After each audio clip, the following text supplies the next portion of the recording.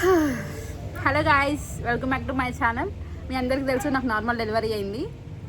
అవి కూడా 6 months అవుతుంది. యాక్చువల్లీ ప్రీనేటల్ యోగా అయితే నేను పర్ఫెక్ట్ చేశాను, నార్మల్ డెలివరీ అయింది. బట్ పోస్ట్ పార్టమ్ వీడియోస్ అయితే చేయలేకపోయాను కొన్ని సిచ్యువేషన్స్ వల్ల. బట్ ఇప్పుడు మీ ముందుకి ఇలా పోస్ట్ పార్టమ్ వీడియోస్తో మీ ముందుకు మళ్ళీ వస్తున్నాను. ఇవి ఖచ్చితంగా మీకు హెల్ప్ అవుతాయని అనుకుంటున్నాను. నార్మల్ డెలివరీ అయిన వాళ్ళకైతే ఖచ్చితంగా ప్రాక్టీస్ చేయడానికి ఈజీ అవుతుంది. కొంచెం సిజేరియన్ అయిన వాళ్ళకి పెయిన్స్ ఏమైనా ఉంటే కొంచెం అవాయిడ్ చేయండి. నేను కూడా నార్మల్ డెలివరీ అయిన తర్వాత కూడా ఆఫ్టర్ 6 months నేను ఇవి చేస్తున్నాను. ఎందుకంటే కొంతమంది తొందరగా రికవర్ అవుతారు, కొంతమంది చాలా లేట్గా రికవర్ అవుతారు. కాబట్టి depends on individual, right? So కొంచెం చూసుకొని మీకు వీల్ అవుతుంది అని అనుకుంటే ప్రాక్టీస్ చేయండి.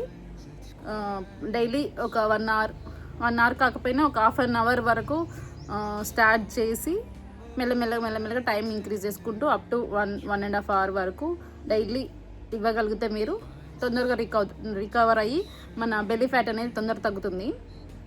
ఏదైనా మంచి హ్యాబిట్ నేర్చుకోవాలి అని అంటే మన పెద్దవాళ్ళు చెప్తుంటారు, మనకు కూడా తెలుసు, 7 days థీమ్, 21 days థీమ్ అలా పెట్టుకుంటే ఏదైనా చేయగలుగుతాం, ఏదైనా సాధించగలుగుతాం అని అంటారు కదా.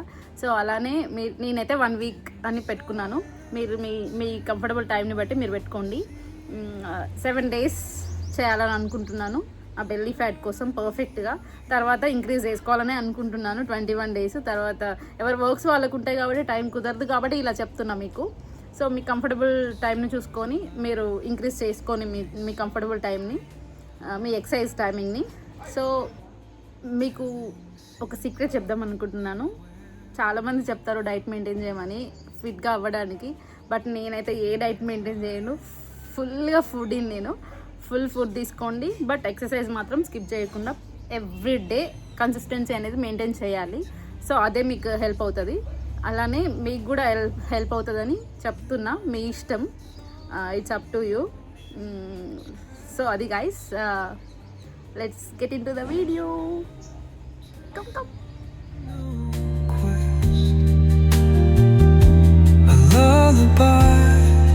to draw in rest where weary wanders do invest. Let it go, let it be.